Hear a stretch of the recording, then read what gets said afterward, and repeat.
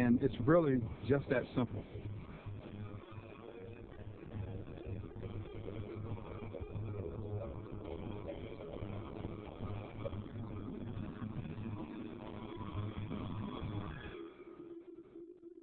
I cannot place too much emphasis on the importance, the value of well-trained staff.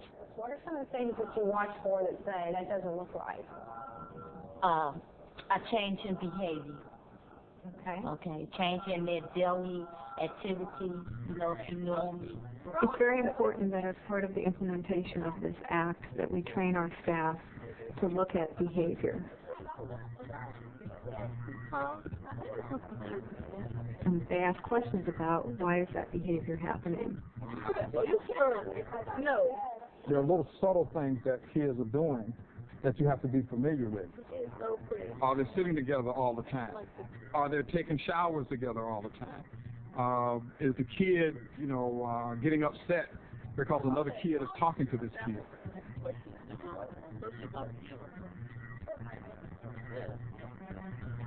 Likewise, it's also important to look at the behavior of adults. And it's important to train staff to be able to look at what is the behavior in the people that they're working with and know what of the behavior could constitute grooming behavior. It's extremely critical that we screen people as they enter the system to work. I want to know an individual's history locally, statewide, and nationwide. I want to know that he or she has not been charged and certainly convicted of an offense that would be clear to me that they are not deserving or. On with the dryer. By and large, most people in these places want to do right, and most of them will comply with the act. I've tried everything. Hey, I'm helping you. I'm just trying to help you. Sandra, we need to go upstairs. Really weird. You're being uptight. We're going to sit down and talk with the new staff, okay? The young people have a lot of problems, one of which is that they can be manipulative and particularly use sexual manipulation on staff, become sexually provocative with staff. Okay. Hey, I'm helping you. I'm just trying to help you. Sandra, we need to go upstairs. You're being really weird. You're being uptight. We're going to sit down and talk with the new staff. Staff really need to maintain their boundaries with the young people while being also in a caring relationship. And it's not an easy thing for people to do, but that is the art of being able to work with young people in a correctional setting. Okay, let's go. A large part of adolescence is coming to terms and coming to grips with their sexuality, and we don't always prepare staff for that situation, I think, as adequately as we should. Over 60% of our kids coming into the system have mental health issues,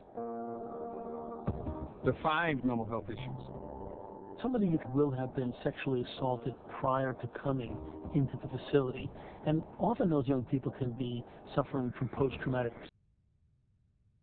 snares, eating problems, irrational anger and rage, and also it can make them more vulnerable to sexual predators inside the facility. And so you have to ensure that you have mental health folks, psychiatrists, psychologists, mental health social workers, people involved with those kids. Come in. Sure, Drea, come on in. We need to do better assessments of youth, determine what their level of risk is, and then house youth in programs and in facilities where they're housed with like youth. So we don't have high-risk youth housed with low-risk youth.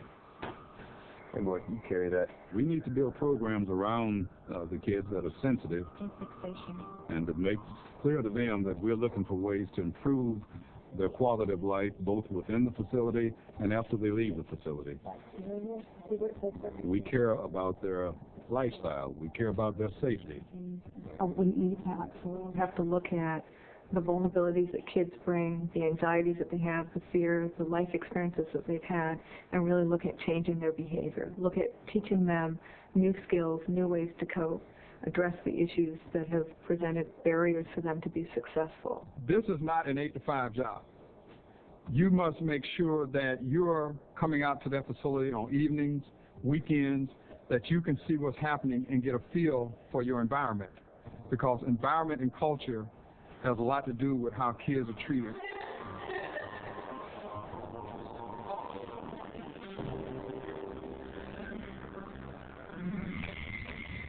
We can't guarantee nothing is ever absolutely going to happen to a kid, but I can guarantee that when I become aware, I'm going to respond quickly. We must do more than fire individuals once they commit a sexual act or otherwise violate the PREA guidelines. To stop simply at firing those individuals and getting them out of our system allows them to move laterally into another agency, state agency, private agency. They don't go away. Those individuals immediately begin to look for the next victim, the next opportunity to create a victim. Take it real easy, okay? So we need to take that next step and seek to prosecute those individuals where they don't have an opportunity again to be hired by an agency where they may have an opportunity to take advantage of vulnerable children in any way.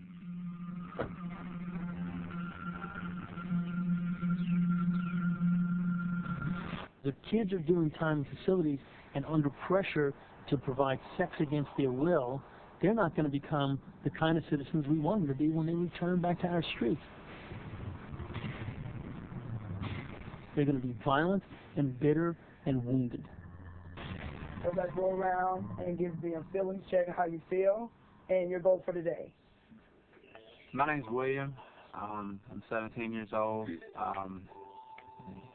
Really kind of nervous. I think this may actually give us the opportunity to show the good work that we're doing in our facilities. I encourage as my peers to not mostly and be strong and safe as possible. I think that when we start collecting the statistics and we start re-examining our policies and re-examining our programs, I think we should take every opportunity to talk to judges, to talk to other juvenile justice professionals, whether it's probation officers, aftercare workers, social workers, whatever we have in our state. And we need to work more as a team. We have needed to do this for years, but this might be the impetus that brings us together and lets us talk with pride about what we do rather than being defensive about what isn't done.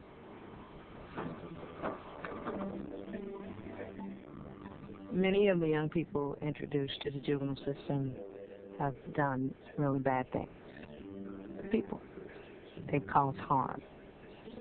Lots of harm. And that's not okay. And I want to be clear about that. I really want to be clear about that. But their behavior is not who they are. It's what they do. And if they're going to get better, we are almost like their last hope. And we have to believe in what they can be and what they can do until they can take that belief for themselves. That's the truth, man. You're in that and it was like, I don't even ask. Treat it like your child would be in that institution. And if your child was in that institution, or in our system, period, how would you respond? What would you put in place? What would you do to make it better? If you do those kinds of things, then that's going to make the system better for everyone.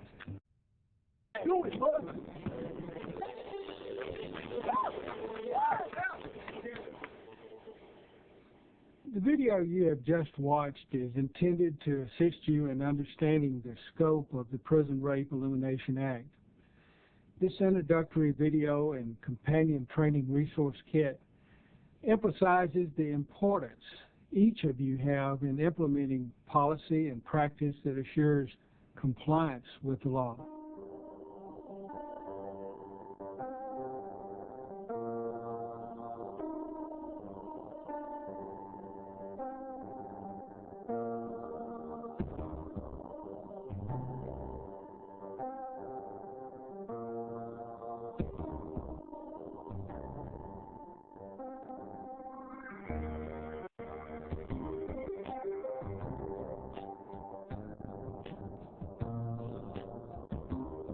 Please visit our NIC website at nicIC.org or call us at 1-800-995-6423 to learn more about resources to address the Prison Rape Elimination Act. We look forward to working with all of you.